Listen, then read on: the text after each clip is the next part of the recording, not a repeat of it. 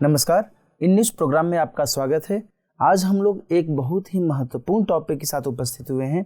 आज का जो टॉपिक है यह भारतीय समाज, इंडियन सोसाइटी जो टॉपिक है हमारे जीएस के पेपर 1 में उससे जुड़ा हुआ है। दरअसल कल ही कर्नाटक विधानसभा में एक बिल पास किया गया है और इसे लेकर करके चर्चा का बाजार गर्म है। तो इसी बिल के कॉन्टेक्स्ट में आज की हमारी चर्चा टिकी होगी। इस बिल का नाम क्या है? कर्नाटक धार्मिक स्वतंत्रता का अधिकार विधेयक 2021।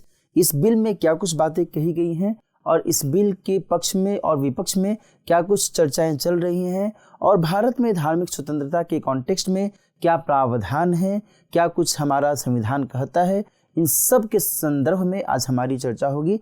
तो आइए आज के सेशन की शुरुआत करते हैं और सबसे पहले आज के सेशन का जो डायमेंशंस होगा, डायमेंशंस जो उभर कर सामने आते हैं उन पर हम बात कर लेते हैं। सबसे पहले हम बात करेंगे कि खबर क्या है। खबर को मैंने मोटे तौर पर आपको बता ही दिया है, इसके बारे में और हम समझेंगे। फिर हम एक बैकग्राउंड से समझने की कोशिश करेंगे कि भारत में धार्मिक स्वतंत्रता से संदर्भित क्या कुछ प्रावधान किए गए हैं और पहले के समय में इतिहास को यदि हम टटोलें तो फिर इतिहास में धर्म परिवर्तन को लेकर के क्या कुछ गतिविधियां हुई हैं। इसके साथ साथ हम इस विधेयक में के जो प्रावधान हैं उन प्रावधानों पर भी हम चर्चा करेंगे और साथ ही भारत में धार्मिक स्वतंत्रता के कॉन्टेक्स्ट में जो संवैधानिक प्रावधान है, कॉन्स्टिट्यूशनल प्रोविजंस हैं, उनके बारे में भी हम डिस्कस करेंगे और आज की चर्चा के आधार पर जो सवाल बन सकता है उस सवाल पर हम सबसे अंत में बात करेंगे। तो आइए सेशन की शुरुआत करते हैं और खबर को देखते हैं। खबर की बात करें तो इंडियन एक्सप्रेस में एक खबर आई है, what does Karnataka's contentious anti conversion bill propose, है ना। ये खबर कई न्यूज़पेपर्स में भी आई है, ये इंडियन एक्सप्रेस की हेडलाइन है और द हिंदू में भी और द प्रिंट में भी इस तरीके से यह खबर चर्चा में है। यहाँ पर इसे एंटी कन्वर्जन बिल के तौर पर भी पेश किया गया है, यानी कि धर्म परिवर्तन विरोधी विधेयक के कॉन्टेक्स्ट में इसे देखा जा रहा है। और साथ ही यदि हम कर्नाटक के कॉन्टेक्स्ट में बात करें तो जो मैंने आपको यहाँ पर दिखाया कि कर्नाटक धार्मिक स्वतंत्रता का अधिकार विधेयक, इसे बिल का प्रॉपर नाम दिया गया है ना। आगे हम बात करते हैं इसमें और क्या कुछ कहा गया है।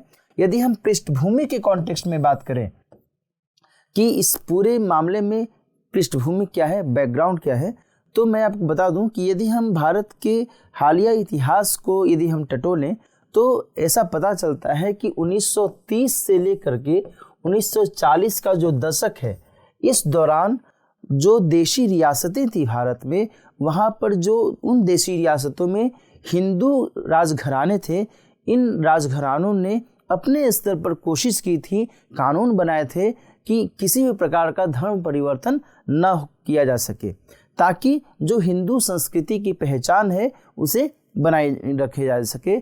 और इस हिसाब से इन लोगों ने कई कवायदें की थी, है ना। ये बात चल रही है भारतीय स्वतंत्रता के पहले की, 1930 से 1940 के दौरान के संदर्भ में इस तरीके के कुछ फैक्ट्स, कुछ तथ्य मिलते हैं, जबकि हिंदू राजघरानों ने अपने स्तर पर गतिविधियां की थी, है ना। तो इसके बाद और क्या होता है, यदि हम भारत की स्वतंत्रता के बाद आफ्टर 1947 के बाद जो गतिविधियां चली हैं उसके कॉन्टेक्स्ट में बात करें तो भारत में पहले से यदि कहा जाए तो संसद में धर्म परिवर्तन विरोधी विधेयक लाने की पेशकश की गई थी। कई दफ़ा इस तरीके की कार्रवाई की गई, लेकिन उसे अंतिम रूप से अधिनियमित नहीं किया जा सका। राजनीतिक विरोध का सामना करना पड़ा इन विधेयकों को और अंततः ये विधेयक भारतीय संसद में पास नहीं किए जा सके, है ना। लेकिन 2015 के बाद 2015 में इनफैक्ट 2015 में स्थिति ये हुई कि कानून मंत्रालय ने यह स्पष्ट किया कि चूंकि कानून व्यवस्था राज्य का विषय है और जबरन या फिर धोखे से धर्म परिवर्तन अगेंस्ट में यदि हम कानून बनाते हैं तो यह हमारे लिए सही नहीं है। और इसके बाद 2015 में कानून मंत्रालय ने एक बात स्पष्ट की।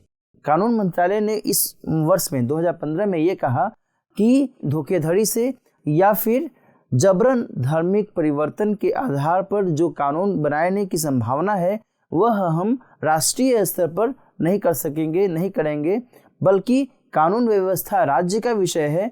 तो बेहतर ये है कि राज्य अपने स्तर पर इससे संबंधित कानून बनाए, है ना। तो ये कुछ गतिविधियां चली हैं, लेकिन वर्तमान की जो चर्चा है वह टिकी हुई है कर्नाटक में जो विधेयक लाया गया है, धार्मिक स्वतंत्रता का अधिकार विधेयक 2021, उसके कॉन्टेक्स्ट में हम बात करते हैं।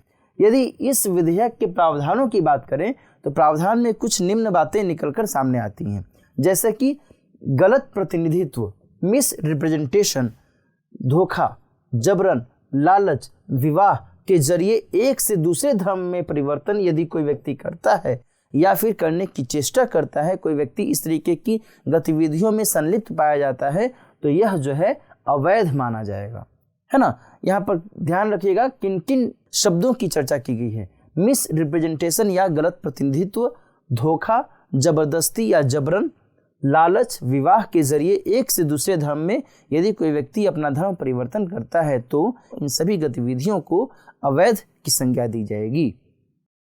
इसके अलावा इस विधेयक में शिकायत संबंधी प्रावधान भी हैं। शिकायत संबंधी प्रावधान के अंतर्गत कहा गया है कि जिस भी व्यक्ति का धर्म परिवर्तन हो रहा है, उस व्यक्ति का जो परिवार का सदस्य है वो या फिर उस व्यक्ति से संबंधित कोई भी अन्य व्यक्ति इस तरीके से शिकायत दर्ज करा सकता है कि अमुक व्यक्ति जो है धर्म परिवर्तन करवा रहा है या फिर उसका धर्म परिवर्तन किया जा रहा है इन माध्यमों से, है ना। तो यहाँ पर क्या है प्रावधान, शिकायत कौन कर सकता है, परिवार का सदस्य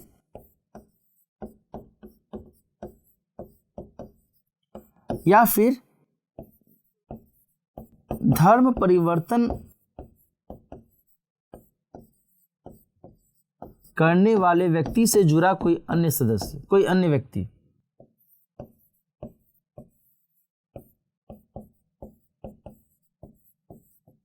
जुड़ा कोई अन्य व्यक्ति,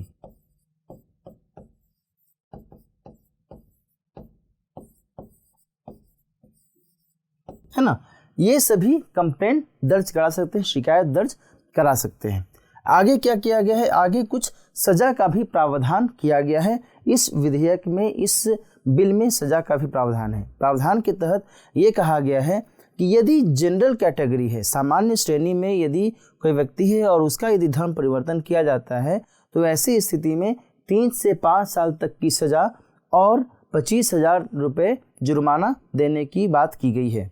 दूसरा, यदि कोई माइनर है या फिर कह सकते हैं कि 18 वर्ष से कम उम्र का व्यक्ति है, महिला है या फिर SC ST समुदाय से बिलोंग करता है, तो ऐसी स्थिति में जो सजा का प्रावधान है वो 3 से लेकर के 10 साल तक रहेगा और जो जुर्माना है वो 25,000 नहीं बल्कि 50,000 वह जुर्माना रहेगा।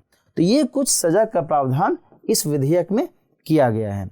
इसके अलावा मुआवजे की भी व्यवस्था इस विधेयक में की गई है। इसके अंतर्गत ये कहा गया है कि यदि किसी भी व्यक्ति का धर्म परिवर्तन किया जाता है तो उस व्यक्ति को जिसका धर्म परिवर्तन किया जा रहा है उसे 5 लाख रुपए का मुआवजा भी दिया जाएगा, है ना। तो यह जो स्थितियां हैं इस प्रावधान के माध्यम से, इस बिल के प्रावधान के माध्यम से सामने आ रही हैं। इसके अलावा कुछ अन्य प्रावधान किए गए हैं कि यदि जब कानून पास हो जाएगा, जब कानून लागू हो जाएगा और उस कानून के लागू होने के बाद कोई व्यक्ति यदि अपना धर्म परिवर्तन करना चाहता है तो ऐसी स्थिति में उसे 2 महीने पहले किसे इन्फॉर्म करना होगा, तो डिस्ट्रिक्ट मैजिस्ट्रेट को इन्फॉर्म करना होगा। और साथ ही जो भी व्यक्ति इस धर्म परिवर्तन से संबंधित प्रक्रिया में संलग्न रहेगा उसे कम से कम 1 महीने पहले नोटिस देना होगा डिस्ट्रिक्ट मजिस्ट्रेट को, है ना। ये बातें अन्य प्रावधानों में निहित हैं। इसके अलावा ये भी कहा गया है कि जो भी व्यक्ति अपना धर्म परिवर्तन करा लेता है कानून के लागू होने के बाद, वैसी स्थिति में उसे DM के समक्ष 1 महीने के भीतर उपस्थित होना पड़ेगा और अपनी पहचान स्पष्ट करनी पड़ेगी कि साहब हमने धर्म परिवर्तन करवाया है, लेकिन उन आधारों पर नहीं करवाया है जिन आधारों पर अवैध घोषित किया गया है कानून के माध्यम से, है ना। तो जिन आधारों पर अवैध घोषित किया गया है कि आप इन आधारों पर यदि धर्म परिवर्तन करते हैं तो यह अवैध होगा, इससे इतर यदि कोई व्यक्ति धर्म का परिवर्तन करता है तो उसे डिस्ट्रिक्ट मजिस्ट्रेट के समक्ष पेश होना होगा अपने धर्म परिवर्तन करने के 30 दिनों के भीतर, है ना। तो ये सब कुछ बातें यहाँ पर निकल कर सामने आती हैं। और इसमें ये भी कहा गया है कि यदि कोई भी व्यक्ति धर्म परिवर्तन से संबंधित जो रिस्ट्रिक्शंस लगाए गए हैं उन रिस्ट्रिक्शंस को दोबारा यदि वो फॉलो करता है तो फिर जो सज़ा है उसे दोगुनी सज़ा दे दी जाएगी। तो इस तरीके से जो कर्नाटक का ये बिल है, धार्मिक स्वतंत्रता अधिकार अधिनियम से संबंधित जो बिल है, ये वो बिल इस तरीके से कुछ प्रावधान का प्रोविजंस का उल्लेख करता है। लेकिन यहाँ पर मैं आपको ये बता दूं कि कर्नाटक में इस तरीके से जो ये बिल लाया गया, इसके विरोध में भी कई संगठन खड़े हो गए हैं। उन संगठनों का अपना अपना तर्क है, अपना अपना पक्ष है। जैसे कि कर्नाटक में एक समूह ये भी बोल रहा है कि इससे ईसाई समुदायों का जो मौलिक अधिकार है वह छीनता हुआ दिख रहा है और इससे जो है उन्हें हानि हो सकती है। दूसरा एक पक्ष ये भी है कि यदि जो विवाह का एक उसमें बिल में प्रावधान किया गया है कि यदि कोई व्यक्ति धर्म परिवर्तन करने के लिए विवाह करता है तो वह अवैध माना जाएगा। ऐसी स्थिति में यह संकेत मिल रहा है कि कोई भी महिला जो है अपना जीवन साथी चुनने के लिए स्वतंत्र नहीं है। तो ऐसी स्थिति में इस तरीके से कुछ विरोध भी जताए जा रहे हैं। कुछ धार्मिक समुदाय, कुछ अन्य संगठन भी इस तरीके से विरोध कर रहे हैं कि यह जो पूरा का पूरा जो मामला है ये उनके अपने व्यक्तिगत जीवन के अगेंस्ट में दिख रहा है। और भारत के संविधान में धार्मिक स्वतंत्रता की जो बात की गई है, नागरिकों को धार्मिक स्वतंत्रता की जो बात की गई है, वह जो उल्लेख है वह उल्लेख यहाँ पर खारिज होता हुआ दिख रहा है। ये जो है विरोध करने वाले जो पक्ष हैं उनका कहना है। तो आइए एक बार देख लेते हैं कि भारत के संविधान में क्या कुछ बातें कही गई हैं धार्मिक स्वतंत्रता के लिहाज से। भारत के संविधान में भाग 3 में स्वतंत्रता के संदर्भ में जो भी उल्लेख है उनमें भी धार्मिक स्वतंत्रता के संबंध में जो उल्लेख है वह उल्लेख अनुच्छेद 25 से अनुच्छेद 28 के बीच में मिलता है। यदि इनको हम एक एक करके देखें तो अनुच्छेद 25 में अंतःकरण और धर्म के आबद्ध रूप से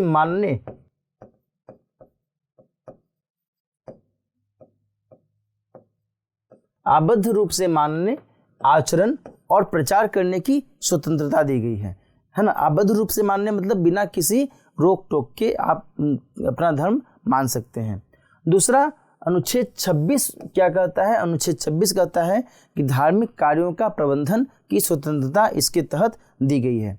अनुच्छेद 27 के तहत किसी विशिष्ट धर्म की अभिवृद्धि यानी प्रमोशन के लिए करों का भुगतान किया जा सकता है। और अनुच्छेद 28 के अंतर्गत ये प्रावधान किया गया है कि कुछ शिक्षा संस्थाओं में धार्मिक शिक्षा या धार्मिक उपासना में उपस्थित होने की स्वतंत्रता दी जा सकती है। लेकिन इन अनुच्छेदों में धर्म परिवर्तन या फिर कन्वर्जन के कॉन्टेक्स्ट में कोई विशेष उल्लेख नहीं किया गया है। यहाँ पर आकर के ये पेच फंस जाता है।